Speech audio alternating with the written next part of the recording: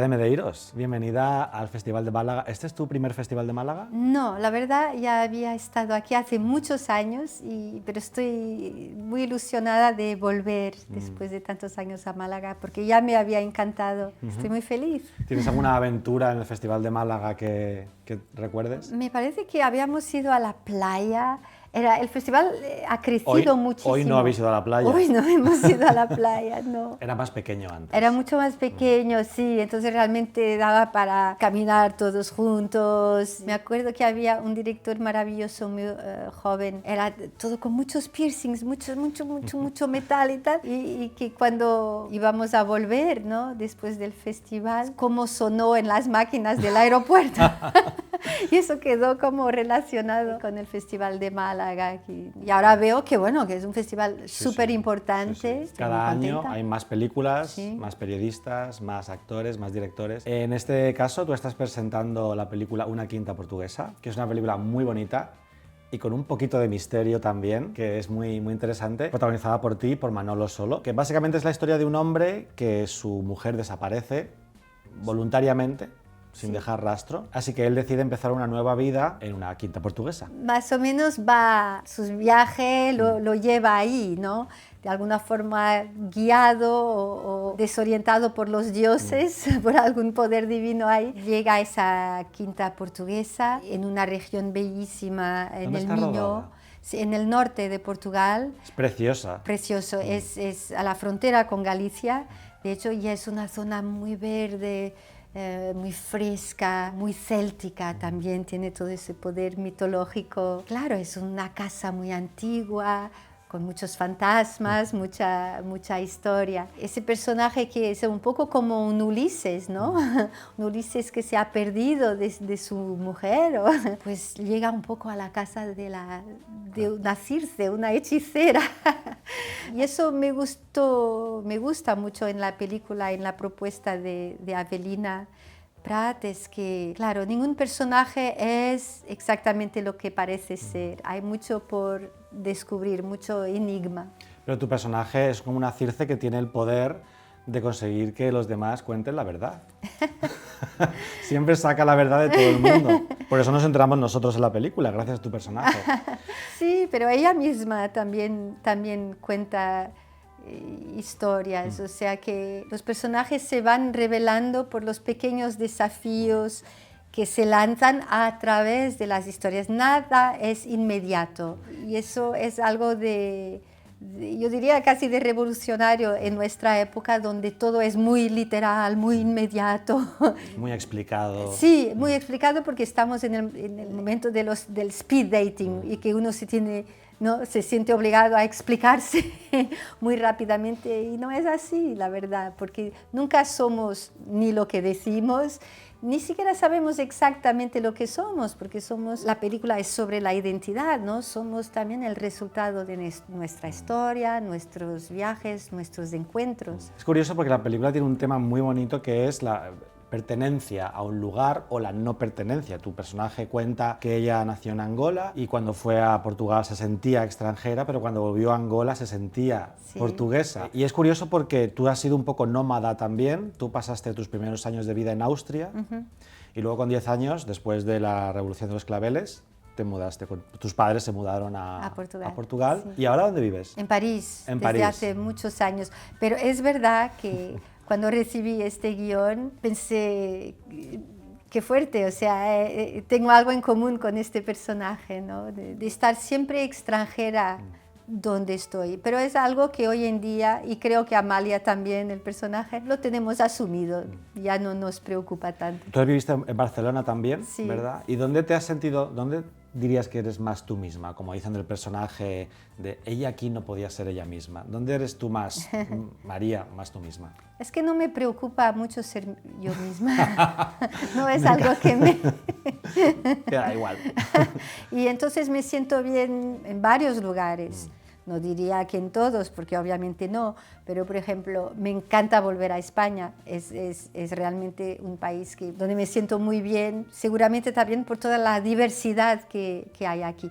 me siento súper bien en Italia. Estoy haciendo ahora un proyecto de teatro con Bob Wilson que es muy internacional y somos una troupe de italianos, de brasileños, de franceses. Y ahí es donde me siento bien, es en la diversidad, sin duda. ¿Y en Estados Unidos? En Estados Unidos hace un tiempo que no voy, la verdad. Me atrae menos a veces que otros países más al sur de Estados Unidos. O me encanta trabajar en Canadá, he trabajado más recientemente en México, en Brasil trabajo mucho, ahora vuelvo a Brasil para un nuevo rodaje.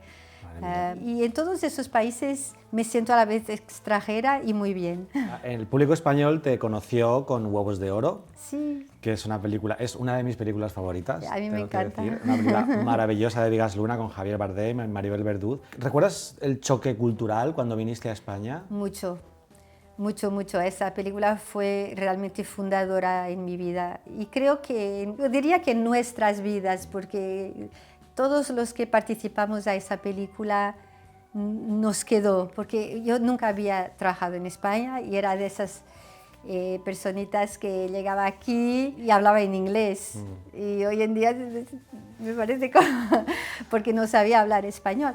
Y entonces, y en aquel momento en España casi nadie hablaba inglés. Sí, además. Entonces era una situación, bueno, y me puse muy contenta porque Vigas me puso una super coach que me enseñó muy rápidamente el castellano. Me di cuenta que para nosotros portugueses es muy fácil aprender español, es muy cerca, es un chip que es fácil de... Entonces yo estaba muy orgullosa, que ya sabía hablar español y llegué al rodaje ahí con mi español y todos hablaban otra lengua, que era catalán. Ah, claro. Y de repente, ¡oh! De esta no pillo nada. Con todo lo que me ha costado aprender Exacto. castellano. Pero fíjate que los españoles casi nunca aprenden portugués. Y mira, por eso Van a Lisboa y hablan en español muy alto. Sí. Se creen como si fuera una provincia de España. Bueno, pero por eso es tan valiosa el trabajo de Manolo Solo.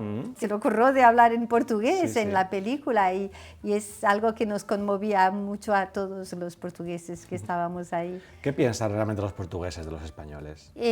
No te puedo hablar por todos los portugueses.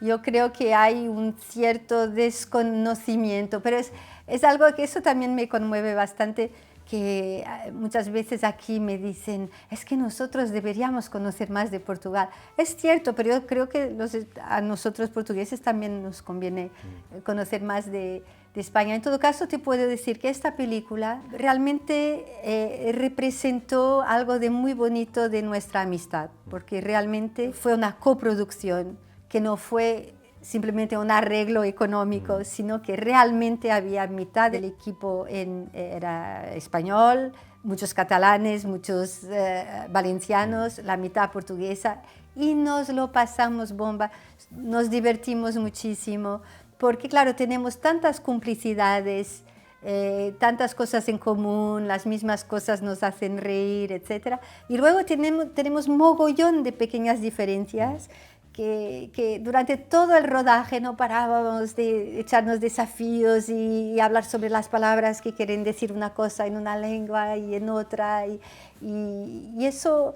fue hermosísimo, realmente, este encuentro y esta creación conjunta. Y en un pueblo precioso, además. Un pueblo divino. Otra película también por la que te conocemos aquí es Henry y June, que hacías de Anais Nin. Sí. Y tanto Huevos de Oro como Henry y June son películas que el erotismo era parte de la historia.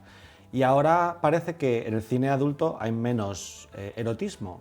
¿Tú por qué crees que es? Yo creo que están pasando cosas muy importantes, muy necesarias en nuestra sociedad, con la conciencia, ¿no?, de la opresión, de la desigualdad que aún existe entre mujeres y hombres, el grado enorme de abuso que ha habido del patriarcado sobre las mujeres, sobre los niños, sobre la gente joven, en fin.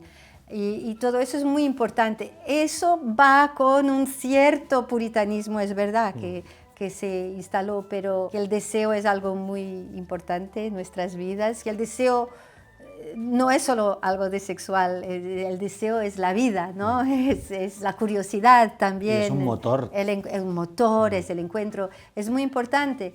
Pero, por ejemplo, yo creo que el deseo está en la película de Avelina, Sí. de una forma como es ella, que es sutil, que no le gustan las cosas... Las miradas. Sí, a ella no le gustan las cosas así violentamente exprimidas, todo lo contrario, ¿no? Pero toda la película está percorrida por lazos de deseo, de afección, de curiosidad y tal. Entonces, yo creo que sí que se aborda el deseo, pero quizás de otras formas hoy.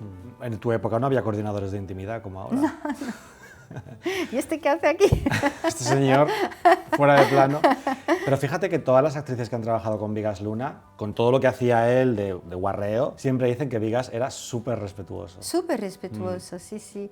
Y Vigas era un gran hedonista, amaba a la gente. Disfrutón, que decimos Disfrutón, aquí. sí, sí, exacto. Y amaba a la gente, amaba a su equipo. Recuerdo varias cosas muy tiernas de Vigas, por ejemplo, o sea, le encantaba comer bien, etcétera. Entonces, a veces después de la comida estábamos rodando y él estaba tan bien ahí delante de su video assist, ¿no?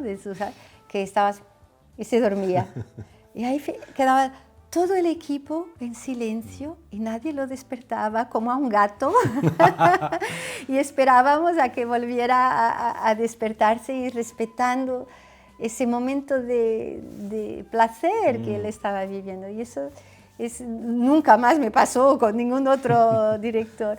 Y el otro es que después él tenía una habitación para él en el hotel y una habitación para el jamón. Y entonces tenía un enorme jamón. A una temperatura concreta. Exacto, que estaba en la bañera. Y entonces, después de un día de trabajo, pues se cortaba el jamón y se compartía con todo el equipo. No solo se puede amar a una persona así. Qué bonito. Menuda bienvenida a España, ¿eh? Tú luego Gracias. te fuiste a Lisboa diciendo, la gente mete jamón en la bañera, ¿no? Sí. En España la gente mete los jamones en la Jamón bañera. en la bañera. Pero sí, me fui... Cambió mi vida, realmente conocer España y participar de esta alegría que es autorizada aquí. Muy autorizada. Demasiado a veces. Bueno, María, ahora viene la pregunta de Pulp Fiction. Bueno, ya Yo sé que- estaba tardando. Yo sé que llevas 30 años hablando de Pulp Fiction, pero te lo voy a poner muy fácil. Me gustaría que me contaras cuál es tu anécdota favorita cuando estás con amigos en una cena. ¿Cuál es la historia que siempre cuentas del rodaje de Pulp Fiction? Pues nunca hablo de Pulp Fiction en las cenas, serio? las cenas con amigos, no. Pero me encantó hacer Pulp Fiction. Tengo varias anécdotas, por ejemplo, el acogimiento maravilloso. Bueno, fue todo ensayado y eso es también muy original. No solo es todo escrupulosamente escrito y se respeta como una obra de teatro porque Quentin escribe muy bien, y luego fue todo ensayado en los decorados, lo que hace toda la diferencia porque ya estás en los espacios. Como si fuera teatro. Sí, como si fuera teatro.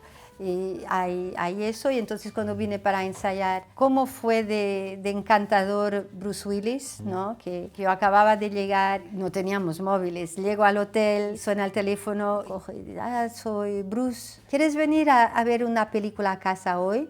Y yo, sí. Ahí, A casa de Bruce Willis y Demi Moore. sí. Uh. Y ahí llegué y estaban efectivamente de mí, las niñas, y luego habían invitado a John Travolta y tal, y nos miramos, y eso, claro, yo, joven europea, así, me impresionó mucho. Age of Innocence de Scorsese, La edad de la inocencia. sí, en 35 milímetros, Wow. en su casa, todos ahí con las mantitas. Fue tan tierno, tan familiar, de tanta atención, ¿no? Tan educado. Y por eso yo siempre, o sea, le tengo el más grande respeto y cariño a Bruce Willis. Entonces es una anécdota que me gusta contar. Es una historia preciosa. ¿Le gustó a Bruce Willis la edad de la inocencia? Yo creo que nos gustó a todos, sí. No le pega, de repente. a él. No, pero es eso, es que la gente, como dice la película de Avelina, no es lo que parece, No pero, es lo que parece. pero es eso, ellos en esa época, claro, no eran los teléfonos, etcétera, y poder llamar a los estudios y elegir una película así que te llega en la bobina 35 milímetros es algo extraordinario. Qué fuerte. Y luego otra película por la que te conocemos mucho en España es Airbag. La Pulp Fiction española, porque la vendían así un poco el marketing, ¿no? En la época. Que tú eres la mala de la película, la villana. ¿Qué Pero que aquel... levita. Bueno, claro, ella es una femme fatal que tiene poderes mágicos. ¿Cómo recuerdas aquel rodaje? En Galicia, ¿verdad? Rodábamos en zonas muy desérticas, no sé, en La Mancha igual. Vale, creo que estoy pensando en Manquiña, que tenía Manquiña, el concepto, sí. ese concepto. El Como concepto, era gallego, ese yo creo que toda la concepto, película sí. es Galicia. Sí, pero bueno. sí, pero no creo. ¿Cómo fue aquel rodaje? Fue loco, fue muy loco. Yo me divertí mucho, pero estaban todos muy pasados de vuelta. Como la película. Sí, sí.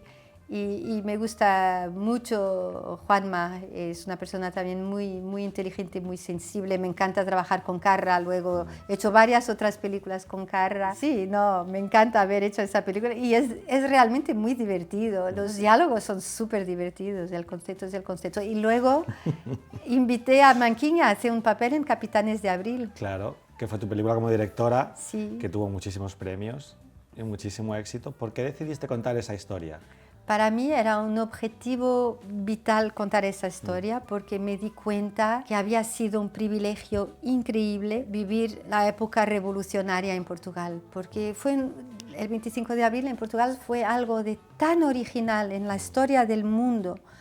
Poético. Poético y un golpe de Estado que funciona, una revolución que funciona, que respeta las vidas humanas, que la logran hacer sin matar a nadie. Hubo 4 muertos, pero fue la policía política de la dictadura que mató a la gente, pero los revolucionarios consiguieron realmente hacer caer 48 años de dictadura sin ninguna violencia, con un respeto a la gente, una civilidad increíble, y luego no se quedaron en el poder y realmente pasaron el poder a la sociedad civil y instauraron una democracia. Entonces, yo tuve la suerte de vivir todo eso de muy cerca, porque mi madre era periodista política y conocí a los protagonistas y leí sus diarios y vi cómo había pasado la cosa y me pareció absolutamente necesario. Es verdad que eso me trajo de vuelta a Europa, a Portugal, y que fueron 13 años de mi vida que obstinadamente invertidos ahí para producir esa película, pero hoy en día me digo que valió la pena. El año pasado fueron los 50 años de la Revolución de los Claveles y la película está ahí y un montón de jóvenes todavía pues descubre de la revolución a través de la peli, que es una peli que debo decir que la idea es quedar muy fiel a la historia, o sea que todo lo que está en la peli fue histórico. ¿Sí? Sí. Wow. Contar esa historia en Portugal es controvertido. Pues la verdad yo creo que hubo quienes me castigaran.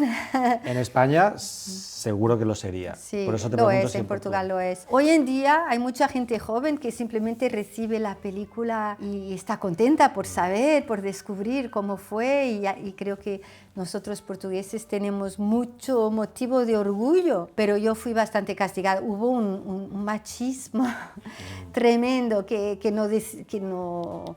ni yo misma reconocía como tal en la época, ¿no? Pero que es obvio, ¿no? Que cómo se atreve una chica joven, una mujer, una actriz, con todos los prejuicios que hay contra las actrices y tal, cómo se apodera de este tema. Hombre, me apodero, es mi derecho, y si querías hacer vosotros, ¿por qué no lo hicisteis? Las historias, siempre parece que las historias serias de política son de hombres. Exacto. ¿No? Y las mujeres tienen que contar historias domésticas, exacto, de sentimentales. Y eso me lo llegaron a decir. ¿Por qué no haces algo? ¿Por qué es tan complicado una película de guerra? ¿Por qué no haces algo más femenino? Y ahora, mi segunda película de ficción, que es una historia realmente muy femenina, que tiene que ver con Brasil, que rodamos en Brasil, que se llama Nuestros Hijos, la historia de una mujer brasileña que resistió, que fue resistente a la dictadura militar en Brasil, que siempre fue de todas las luchas feministas y por la democracia, y hoy en día todavía trabaja con niños seropositivos, etc. Su hija viene a verla y le dice que va a tener un bebé, pero que el bebé está en la barriga de su compañera. Y eso es el límite de la apertura de espíritu de la madre. Soy liberal, pero no tanto. Exacto. Y entonces, bueno, de eso va la película. Es una película muy femenina, porque es un confronto de dos mujeres, de dos generaciones, las dos tienen argumentos muy fuertes, etc. Y a mí me parece mucho más complicado que hacer una película de hombres, de alguna forma, porque las leyes de la guerra, de alguna forma, es entrar a matar o no entrar a matar. En fin, digamos que son problemas tácticos. Y abordar un tema realmente femenino, pues hay que tener mucha maturidad y madurez y humildad también, pero es mucho más complejo para abordarlo. Y cuando tú trabajaste en estas dos películas en Hollywood, en España, siempre que un actor español hace papeles en Estados Unidos, hay tres que se quedaron, que son Antonio, Penélope y Javier. Los demás volvieron y siempre les preguntan, ¿por qué no te quedaste? ¿Por qué volviste? Entonces me gustaría preguntarte a ti, ¿por qué no continuaste? Porque seguro que te ofrecieron papeles allí en Hollywood, ¿no? Castings. Sí, en mi caso realmente tenía que ver con esto que yo quería hacer mi película, Capitanes de Abril, y eso realmente me trajo de vuelta. Quizás no me hubiese quedado porque yo soy viajera, lo que me gusta es andar por ahí, descubrir y tal. Nunca tuve el sueño americano, me encanta ir ahí a rodar, pero no sé si me hubiese instalado. Y los rodajes americanos son muy diferentes a los europeos, ¿no? Sí, son diferentes, pero yo he tenido la suerte de trabajar realmente siempre con autores, o sea que no participé de películas solamente comerciales, porque Pulp Fiction se hizo como una película de autor, sí, todo el mundo estaba como participando. ¿Quién es este geniosito? Pero no se ha hecho como un blockbuster. Bueno, John Travolta y Bruce Willis cobraron muy poco dinero. Muy poco, era una película de bajo presupuesto. Entonces no había esa atmósfera de blockbuster, de cine comercial, que yo en realidad no conozco mucho. Claro. Última pregunta que te quiero hacer. Cuando estabais haciendo Pulp Fiction, que es una película que cambió Hollywood, porque fue la primera película independiente en recaudar $100 millones, bueno, cambió Hollywood. Es una película muy, muy icónica. Mientras la hacías, ¿tú sabías que la película iba a ser un bombazo o te sorprendió? A mí me sorprendió porque yo realmente lo vi como un proyecto de autor, o sea, me acuerdo perfectamente de recibir el guión, de leerlo, pensar esto es muy genial, yo quiero hacer esto, no sé quién va a verlo, porque me pareció tan sofisticada la propuesta, tan desobediente de todas las reglas de los guiones americanos, tan compleja, no tenía ni idea que iba a llegar, y eso es su fuerza. Es cuando algo de muy sofisticado, pues el público obviamente que lo percibe, porque hay esta idea que al público solo le gusta cosas muy simples, muy... Es mentira, es mentira. Totalmente mentira, o sea, y hay propuestas extremadamente diferentes que, pues eso, que apasionan al público, que fue el caso de Pulp Fiction. ¿Te dijo Tarantino por qué te eligió para el papel? Es que nos conocimos en un festival muy pequeño, antes, en Avignon, un festival realmente de jóvenes autores, donde él venía con Reservoir Dogs, y nada, hubo así un encuentro de cinéfilos. Luego nos volvimos a encontrar en un festival mucho más grande en São Paulo, y ahí él me llevó a ver un montón de películas increíbles que él conocía, que yo no tenía ni idea, tipo películas de terror japonesas y tal. Y él es divertidísimo por eso. Lo mejor es andar con Quentin en un festival con muchas películas, porque él se interesa por todo. Supongo que vino de ahí, de que nos conocíamos personalmente. Qué bonito. Oye, María, ha sido muy bonito charlar Me encantó, contigo muchas este rato. gracias. Muy obrigado. Obrigada. Esta tarde tienes el estreno, la premier de Una quinta portuguesa, que se estrena el día 9 de mayo. Perfecto.